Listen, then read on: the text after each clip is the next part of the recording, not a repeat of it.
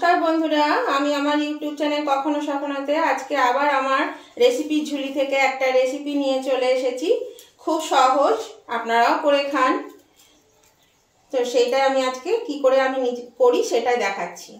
एर मध्ये देखुन माछ नियेछि आमी रुई माछेर नियेछि, रुई माछेर पिस करे नियेछि, 7 पिस माछ आछे। एर मध्ये नुन और हलुद माखिये दिচ্ছি।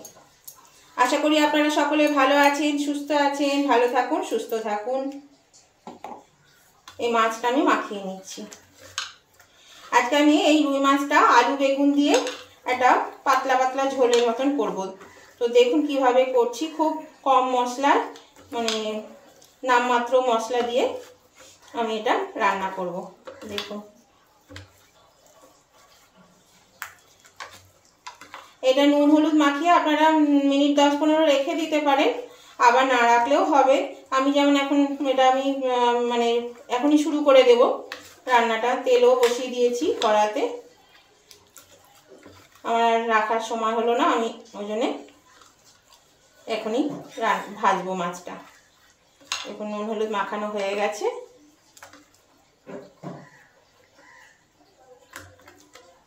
মাছটা আমি ভেজে নিচ্ছি।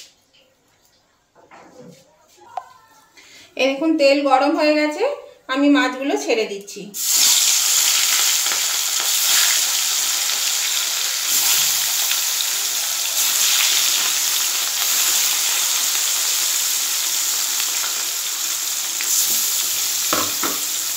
মাছগুলো তাহলে বন্ধুরা ভেজে নিই।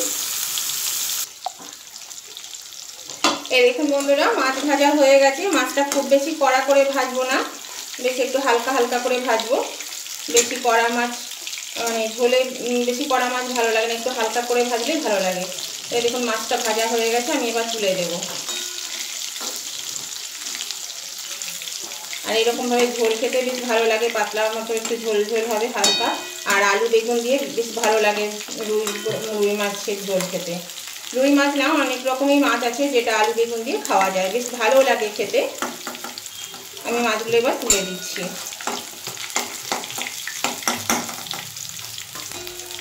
আর তেলটা দেখুন, তেলটা আমি তো বেশি দিয়েছিলাম। এই তেলে আমি আলু বেগুন সব ভেজে নেব আগে, তারপরে যদি দেখি তেল বেঁচে গেছে তাহলে আমি তেলটা তুলে রেখে দেব। তেলটা নিয়ে কোনো সমস্যা নেই, তেলটা তুলে রেখে দিলেই হবে। আবার পরে যখন মাছ করবেন মাছ ভাজা হয়ে যাবে ওই তেল দিয়ে, তার সঙ্গে অল্প তেল দিয়ে।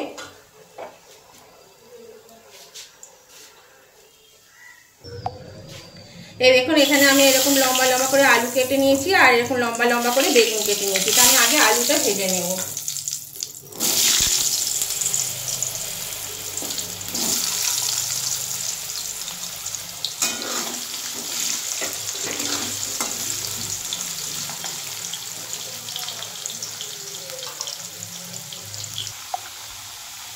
এখন বন্ধুরা আলুটাও ভাজা হয়ে গেছে, আলুটা আমি তুলে নিচ্ছি, তেল থেকে ছেঁকে তুলে নিচ্ছি।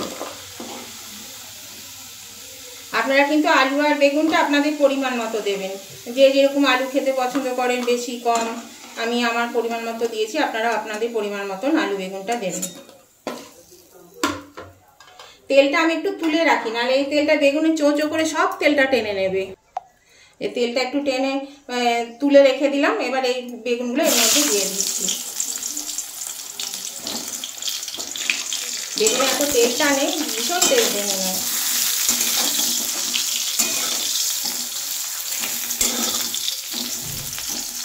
এবার আমি বেগুনগুলো একটু ভালো করে ভেজে নিই।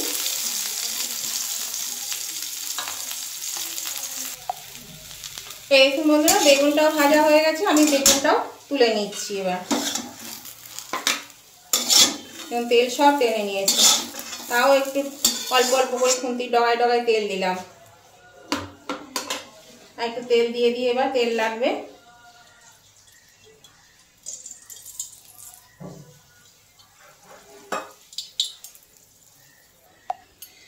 এই বন্ধুরা তেলটা গরম হয়ে গেছে, আমি এর মধ্যে সামান্য একটু হলুদ দিলাম।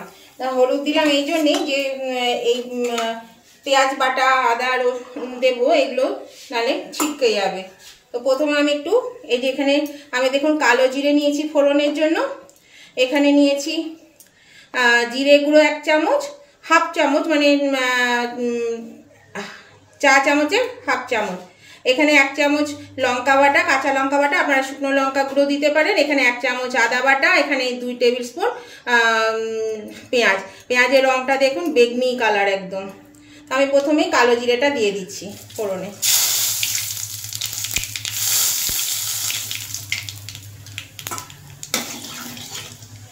এবার আমি পেঁয়াজ বাটাটা দিয়ে দিচ্ছি। পেঁয়াজটা আমি ভালো করে এবার ভেজে নেব।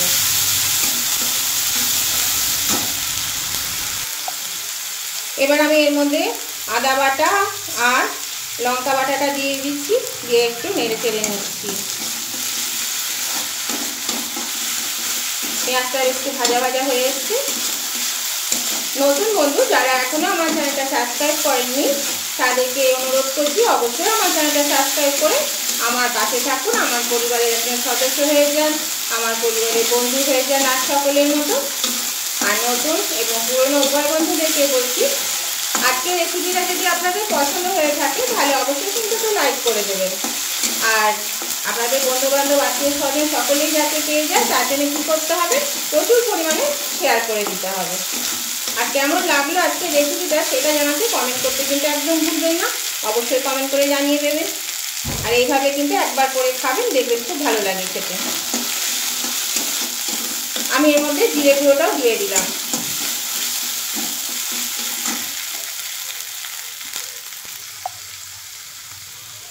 এর মধ্যে এবার আমি এই ভাজা আলুটা দিয়ে দিচ্ছি, এর সব মশলার সঙ্গে কষিয়ে নেব।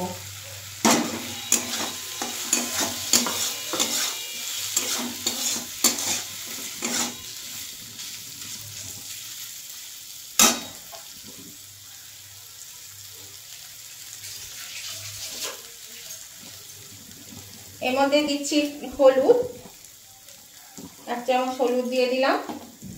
আর দিচ্ছি 2 চামচ নুন, পরে বাকি নুনটা দেব। নুন হলো পরে আবার বাকিটা দেব।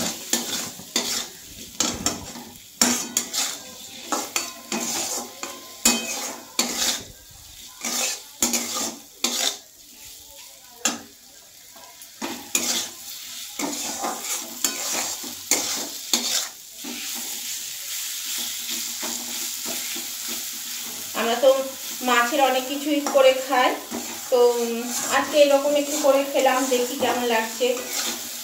আমি এমনি করে খাই, আজকে বলে নয়, করে এভাবে করে খাই, ভালোই লাগে খেতে।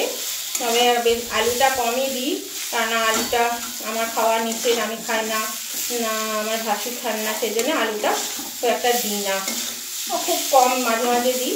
তো আমি খাই না, ওদেরকে তুলে দিই বা 1 পিস খাই। মাঝে মাঝে খেতেও তো ইচ্ছে করে বলুন, একদম আলু ছাড়া ভালো লাগে না। আলু তো খাই, আলু তরকারি ছাড়া কী করবো, উপায় থাকে না, খেতেই হয়।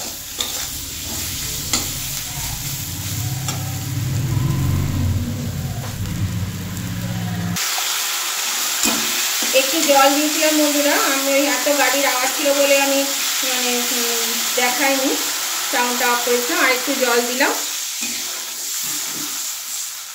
এবার আমি আলুটা 1 মিনিট পাঁচেকের জন্য সেদ্ধ হতে দেব।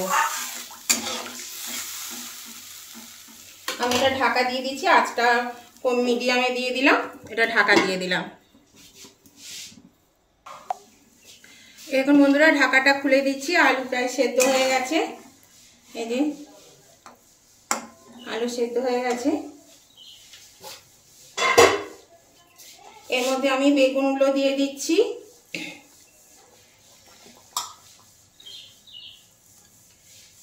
চেরা কাঁচা লঙ্কা দিয়ে দিলাম।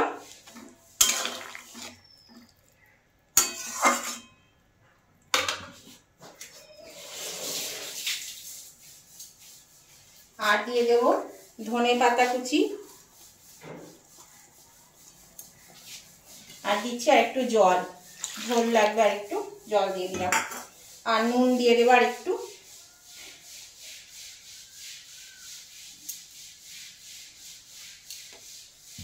আর একটু হলুদ লাগবে।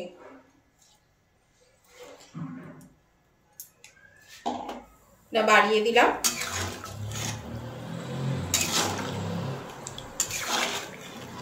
এবার বেগুনটা একটু সেদ্ধ হবে, আবার আমি 2-3 মিনিটের মতন এটা ঢাকা দিয়ে রেখে দেব।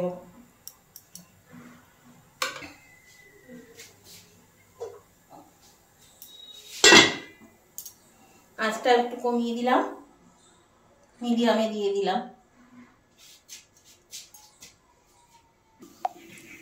এরকম বন্ধুরা ঢাকাটা আমি খুলে দিচ্ছি।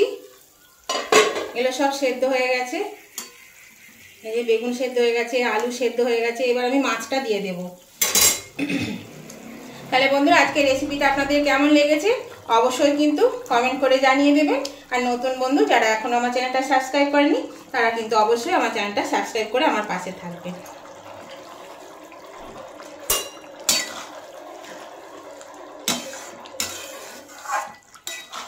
এই মাছটা দিয়ে দিলাম, মাছটা দিয়ে আমি আর একটু ফুটিয়ে নেব 2-3 মিনিট, তারপর আমি এটা নামিয়ে নেব।